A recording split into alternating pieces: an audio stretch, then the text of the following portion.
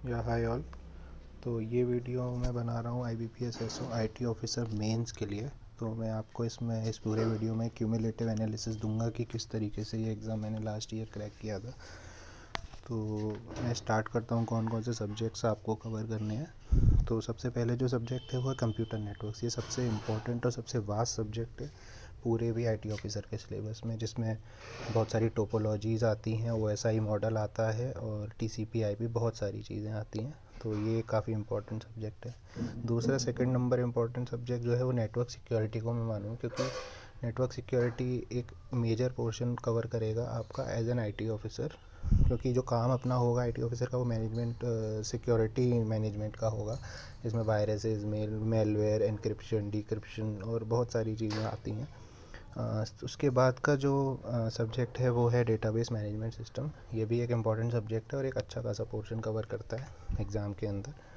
फिर operating systems आता है, जो भी एक अच्छा स्कोर है, और उसके बाद डेटा स्ट्रक्चर्स। अब मैं बात करूँ तो ये 5 सब्जेक्ट आपके 50 से 60% ऑफ द पेपर कन्वर्ट करेंगे।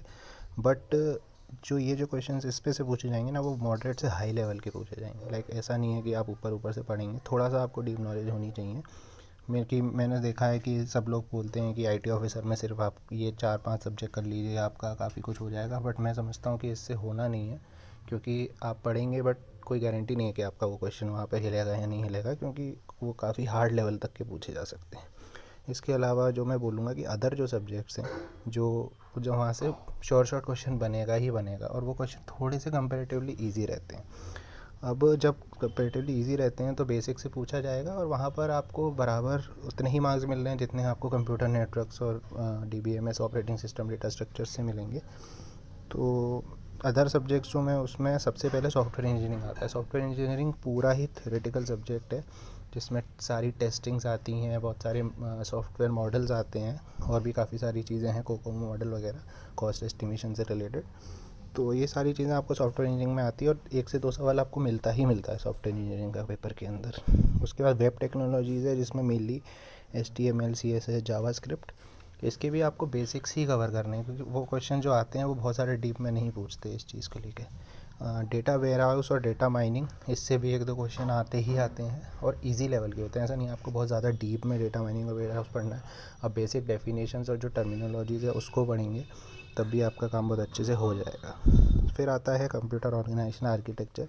ये सब्जेक्ट काफ़ी टफ़ माना, मतलब एक्चुअली मैं भी इस सब्जेक्ट को ज़्यादा नहीं पढ़ता हूँ, क्योंकि मेरे को भी ये सब्जेक्ट टफ़ लगता है। बट कुछ टॉपिक्स हैं, जैसे एड्रेसिंग हो गया या 8085 हो गया, जहाँ से क्वेश्चंस काफ़ी हद तक बन जाते हैं। तो एक तो टॉपिक आप इस चैप्टर से पढ़ सकते हैं। बेसिक प्रोग्रामिंग आती है, जिसमें सिंटैक्स पूछ लेंगे, या फिर ये बोलेंगे कि ये वेरिएबल है, इसको कैसे डिफ़ाइन करना है। बहुत बेसिक क्वेश्चंस होते हैं बेसिक प्रोग्रामिंग के, जिसमें जावा, पाइथन आपको मेनली करके चलनी है, और सी, ये 3, और C++, ये 3-4 लैंग्वेजेस आपको बेसिक्स पढ़ लेने हैं इसके। उसके बाद जो मैंने अपने एग्ज़ाम में देखा है, उसमें मशीन लर्निंग और आर्टिफिशियल इंटेलिजेंस, ये 2 टॉपिक हैं जिससे क्वेश्चन बने हैं। लिटरली 2-2, 3-3 क्वेश्चन मैंने देखे हैं बनते हुए, और इसको आप लीव नहीं कर सकते। और बेसिक होते हैं, लाइक कौन सी एल्गोरिथम या बेसिक टर्मिनोलॉजी जो होती हैं, और उसके ओरेकल से भी मैंने क्वेश्चंस देखे हैं बनते हुए। तो इनका जो लेवल रहता है ना, वो ईजी रहता है। तो अब आपको वो जो ऊपर के 5 सब्जेक्ट हैं ना, जो नेटवर्क सिक्योरिटी और नेटवर्क सिस्टम डेटाबेस, इनको भी पढ़ने के अलावा अगर आप इन सब्जेक्ट जो अदर हैं, जो ईजी आते हैं, उन पे आप ज़्यादा अच्छे से फोकस करेंगे तो बराबर मार्क्स आएंगे, और यही आपको लेके जाएगा मेरिट में ऊपर। क्योंकि डेटा स्ट्रक्चर ये सब सभी पढ़ते हैं। जो बाकी के software engineering, web technologies, data mining, data warehouse, ये सब है ना, यही आपका मेरिट ऊपर लेके जाएंगे, और यही आपका सिलेक्शन आपको मेरे हिसाब से दिलवा भी सकते हैं। अब बात आती है, ये सब सब्जेक्ट्स हैं, तो मैंने क्या प्लान किया है ना, मैं एक एक सब्जेक्ट के लिए सारे इंपॉर्टेंट टॉपिक्स एक एक वीडियो में कवर करने वाला हूँ, लाइक कल या परसों से। जैसे मैं स्टार्टिंग करूँगा कंप्यूटर नेटवर्क से, कि कंप्यूटर नेटवर्क्स में आपको क्या क्या पढ़ना है। एक एक टॉपिक है, वो सेम टॉपिक आप फिर जो भी आप सोर्स फॉलो करें वहाँ से पढ़ सकते हैं। क्योंकि मेनली दिक्कत आती है कि आपने बता दिया कंप्यूटर नेटवर्क्स पढ़ना है, मेनली है कि कंप्यूटर नेटवर्क में क्या पढ़ना है, किस लेवल का पढ़ना है, गेट लेवल पढ़ना है या थोड़ा नॉर्मल पढ़ना है।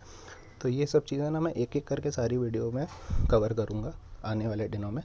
तो आप उन चीज़ों को भी थोड़ा सा फॉलो कर लेंगे तो आपको काफ़ी ज़्यादा बेनिफिट मिल सकता है।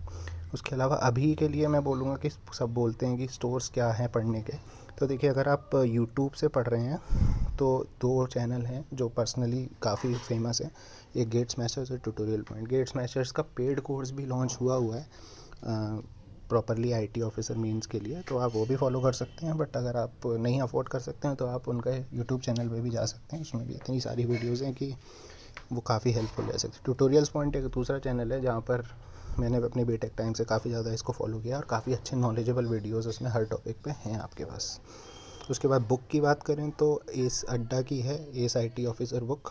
ये तो लाइक काफ़ी फेमस बुक है, बट आप इसको अगर रीड करेंगे तो आपके बेसिक्स काफ़ी अच्छे स्ट्रॉन्ग हो जाएंगे। ये बुक मैंने भी फॉलो की थी और काफ़ी अच्छा था इस बुक का। उसके बाद ऑलिव बोर्ड ना लास्ट के टाइम पे जब मीन्स बिल्कुल होता है तो 10 या 15 दिन पहले रिवीजन वीडियो निकालता है उसमें बोल्ट के नाम से, तो वो आप कर सकते हैं। देन अगर आपके पास अनअकैडमी प्लस है, अगर आपके पास अनअकैडमी प्लस है तो आप साहिल चौराया सर को फॉलो कर सकते हैं। उनका लास्ट ईयर IBPS SOIT का एक प्रॉपर बैच डेडिकेटेड है जो 6 या 7 पार्ट में डिवाइडेड है, तो आप उसको फॉलो करेंगे तो भी आपको उन्होंने काफ़ी डिटेल में सारी चीज़ें पढ़ाई हैं। तो अभी के लिए ना इसको आप एक क्यूमुलेटिव वीडियो मानो जिसमें मैंने ऊपर से बस कवर कर दिया है कि क्या क्या आता है पेपर में। इसके अलावा मुझे नहीं लगता कुछ और एक्स्ट्रा आता है पेपर के अंदर, इतना भी बहुत है, वास्ट सिलेबस है। बट अगर आप अभी से कवर करेंगे प्री के साथ तो आराम से आपका क्लियर होगा पूरा पेपर, इतना रहता है। प्रीलिम्स से तो इजी ही रहना है, कितना भी आप कोशिश करें। प्रीलिम्स ज़्यादा टफ होने वाला है क्योंकि वहाँ पर जो कंपटीशन है वो थोड़ा सा हाई हो जाता है ना। अभी मैं इस चीज़ को एक एक इंडिविजुअल वीडियो में कवर करूँगा कल से। एंड जब तक आप चैनल को सब्सक्राइब कर लीजिए क्योंकि आपको पूरा अपडेट उस पर मिल जाएगा इस सब्जेक्ट से रिलेटेड, क्योंकि मैं भी साथ में एग्ज़ाम दूंगा तो मैं अपनी स्ट्रेटेजीज़ भी शेयर करूंगा। और लास्ट ईयर जब मैंने क्लियर किया था और उसके अलावा मैंने जो RRB IT क्लियर किया है उसके भी मैं अपने एक्सपीरियंस शेयर करूंगा आपसे। Thank you for this video.